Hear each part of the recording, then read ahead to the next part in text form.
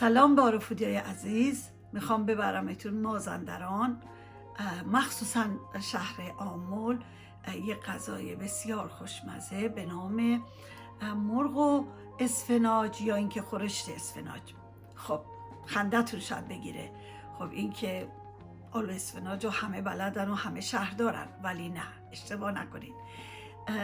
خورشت اسفناج ما با همه جا فرق میکنه، چون به هیچ عنوان توش آلو نداره و اصلا یه چیز دیگه هستش. باید درست کنم و ببینین، و اگه دوست داشتین خیلی ازتون ممنون میشم که ویدیوهامو لایک کنین، برام کامنت بنویسین و اینکه سابسکرایب کنین. بازم از حمایتتون ممنونم. مرسی.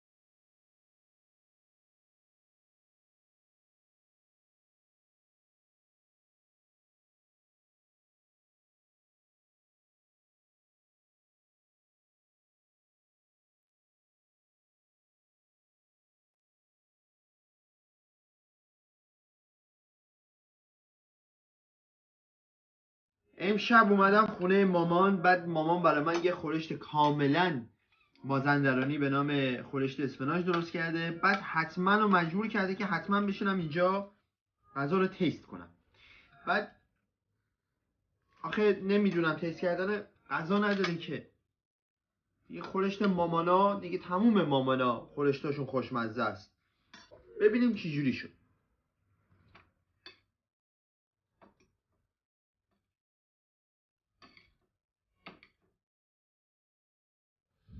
به